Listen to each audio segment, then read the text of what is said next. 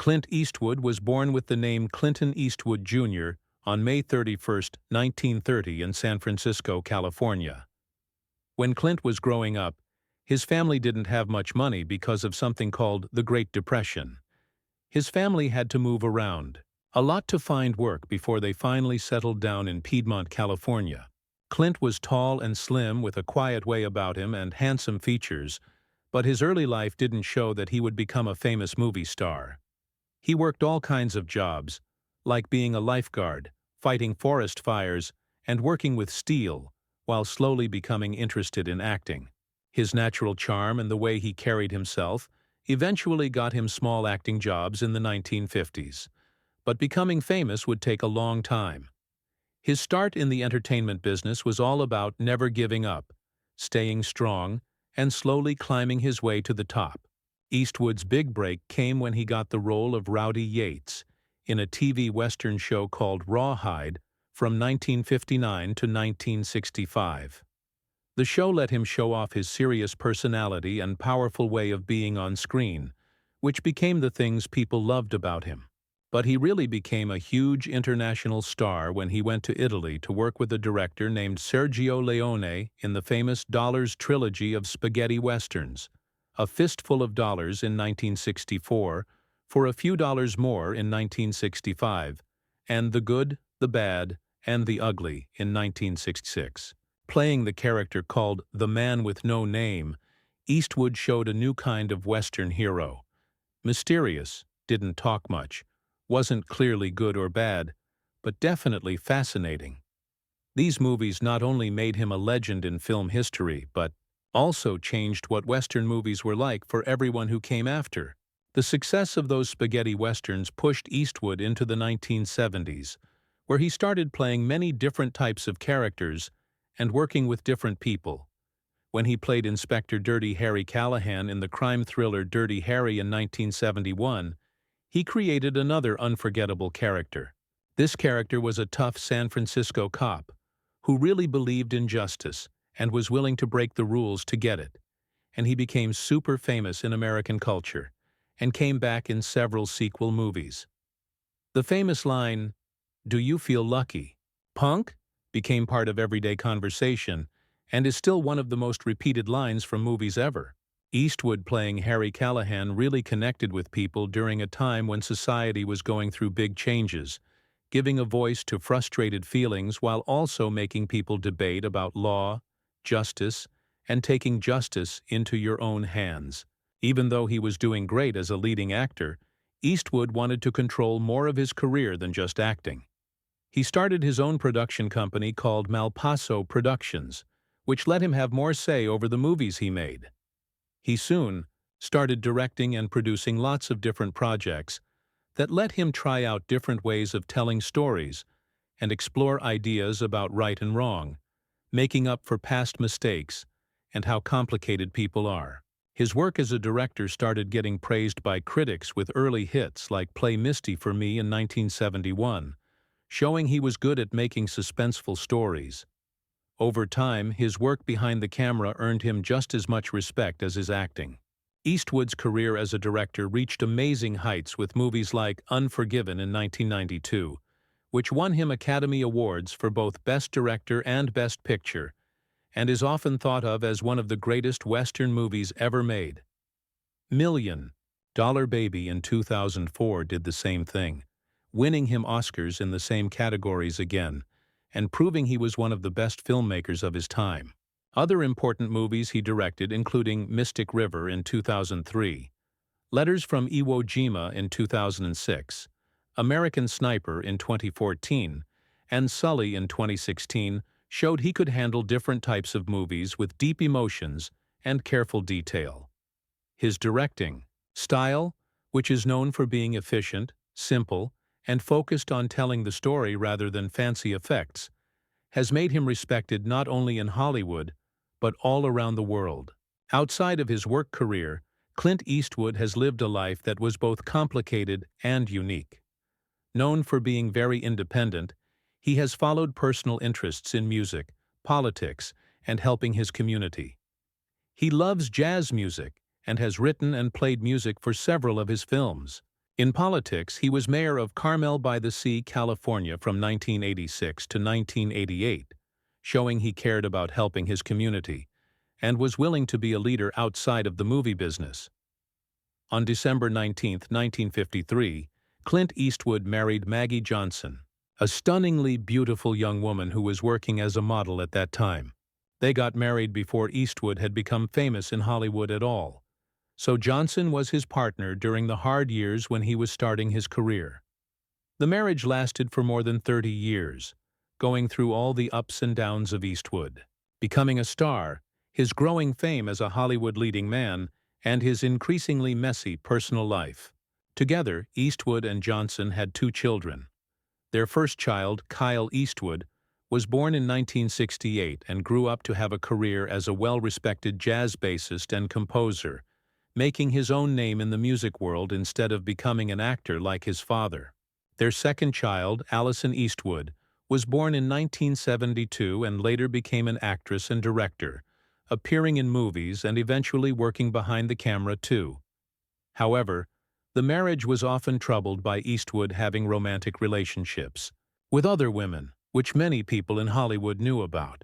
After years of problems, Clint and Maggie finally separated, and their divorce became official in 1984. Reports say that as part of the divorce agreement, Maggie Johnson received somewhere between $25 million and $30 million, a huge amount of money that showed both how successful Eastwood had become by that time and how long they had been married. While he was still married to Johnson, Eastwood started dating a dancer and actress named Roxanne Tunis. Their relationship began in 1959 and went on until around 1973, which meant it happened at the same time as his marriage.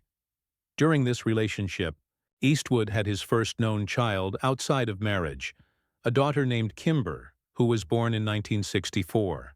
Kimber's existence wasn't told to the public at the time and stayed pretty private for many years, because Eastwood carefully controlled what people knew about his life. Roxanne Tunis was known as someone who worked in Hollywood as a stuntwoman and dancer, and her long relationship with Eastwood showed it was both romantic and work-related. The relationship finally ended, but it was one of the most important early affairs in Eastwood's complicated romantic history. In 1975, Clint Eastwood started a new part of his personal life when he moved in with actress Sondra Locke. Their relationship got a lot of attention from the media and lasted for nearly 14 years, during which time they appeared together in a bunch of films, including The Outlaw Josie Wales in 1976, Every Which Way But Loose in 1978, Bronco Billy in 1980, and Sudden Impact in 1983. The couple's partnership wasn't just romantic, but also professional, with Locke becoming a well-known face in Eastwood's movies. To everyone watching from the outside, their relationship looked strong, but behind closed doors, there were lots of problems. Eastwood reportedly cheated on her during most of their time together, having multiple affairs, and having at least 3 children with other women during this time. Locke later talked publicly about how betrayed she felt and their eventual breakup. In April 1989 was really ugly, leading to lawsuits and public fights. The relationship with Locke was one of the most dramatic and talked about periods of Eastwood's romantic life, showing the difference between his public image and his private behavior. One of the affairs Eastwood had while he was with Locke was a mostly secret relationship with Jocelyn Reeves, a flight attendant. Their romance was kept quiet for years, but they had 2 children together. Their son, Scott Eastwood, was born in 1986 and would later become an actor like his father, appearing in movies like The Longest Ride in 2015 and Pacific Rim: Uprising in 2018. Their daughter, Catherine, was born in 1988, and she became a screenwriter and occasional actress. The relationship with Reeves was done in secret, and Eastwood didn't publicly say that Scott and Catherine were his children until many years later, making his family life even more complicated. After his long-term relationship with Sondra Locke ended in 1989, Eastwood got into another well-known romance, this time with actress Frances Fisher. Fisher was a respected stage and movie actress known for her strong presence and her work in films like Unforgiven in 1992, where she acted with Eastwood. Their relationship was both professional and personal, lasting several years, and they had one daughter, Francesca, who was born in 1993. Francesca Eastwood grew up in the public eye and later worked as an actress and model, becoming a recognizable famous person herself. Even though Eastwood's romance with Fisher eventually ended, their relationship was seen as one of the more stable and loving partnerships in his life, compared to some of the more troubled ones before it. At 95 years old, Clint Eastwood has lived long enough to watch entire generations of actors, directors, and famous people come and go. Throughout his many decades working in movies, Eastwood has rarely been someone who gossips or talks much about other Hollywood people. His reputation has always been about quiet dignity, a man who liked to let his work be more important than any interview or news story. That's why when he finally decided to talk about fellow movie legend Robert Redford, the moment was really important. Both men shaped American movies in ways that very few others could match. And even though their careers didn't cross paths very often, their names have been connected for a long time as symbols of lasting star power. Eastwood, who has usually been very careful with his words, surprised many people when he shared what he thought. "Robert has always been someone I respected from a distance," he started. "We came up around the same time, and while we weren't often in the same circles, I always admired the way he handled himself. He had a style, a presence that was all his own." This was a rare moment of direct praise from Eastwood, who wasn't known for giving out compliments easily. What he said showed that even with his own huge career, he still noticed the talent and influence of the people who worked at the same time as him.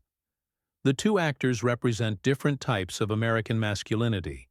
Eastwood became the tough face of westerns, the quiet gunslinger whose hard stare could control a scene without saying a single word. Redford, on the other hand, had a polished charm, the golden-haired heartthrob who mixed charisma with showing emotions and vulnerability. Together, they showed two sides of the same cultural coin, and Eastwood seemed to recognize that. "He wasn't like me," Eastwood explained, "and that was the point. He did what he did better than anyone, and it worked. You couldn't mistake Redford for anyone else." Fans and critics have often imagined what it would have been like if the two icons had been in a movie together. Putting Eastwood's serious toughness with Redford's easy charisma might have been amazing, but it never happened. Eastwood talked about this too. "People always ask me why we never made a movie together. The truth is, the timing never lined up. He had his projects, I had mine, and neither of us wanted to compromise what we were doing. But I don't think we needed to make a movie together to recognize what the other stood for. He was doing his thing, and I was doing mine." Even though they never worked together, their careers often went in similar directions at the same time. Both men eventually became directors, where they proved to be just as talented behind the camera as they were as actors. Eastwood built a reputation for simple, emotionally powerful storytelling, while Redford created Sundance, helping independent filmmakers who changed modern cinema. Eastwood talked about this achievement with real admiration. What Robert did with Sundance was remarkable. He gave opportunities to filmmakers who might never have had a shot. That's not easy. It takes vision. It takes guts. He created a legacy that will outlive us both. What makes Eastwood's thoughts so powerful is the sense of looking back that only comes with getting older. At 95, he's not talking as a competitor or even as someone working at the same time anymore. Instead, he's looking back at the shared journey of two men who defined different times in film and left behind collections of work that continue to inspire people. "I guess when you get to my age, you start thinking about the people who walked the same road," Eastwood said softly. Robert was one of those people. He carried himself with grace, and that's something I always respected. Hollywood isn't an easy place to survive with your dignity intact. He managed it. The comment was typical Eastwood. Careful, understated, but full of meaning. It wasn't flashy or overly emotional, but it was sincere. In just a few words, he managed to capture what Redford contributed to cinema, while also revealing something about himself. For decades, audiences have admired Eastwood for his strength, his silence, and his command of the screen. But in this later part of his life, his willingness to talk openly about the people he worked alongside shows another side, one of reflection, humility, and being grateful. Eastwood's words about Redford work as both a tribute and a reminder.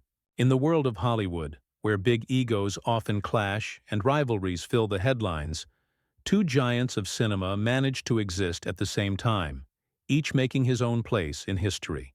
"We didn't need to compete," Eastwood concluded. "We both found our way, and I'm glad he was out there doing what he did. The movies are better because of it."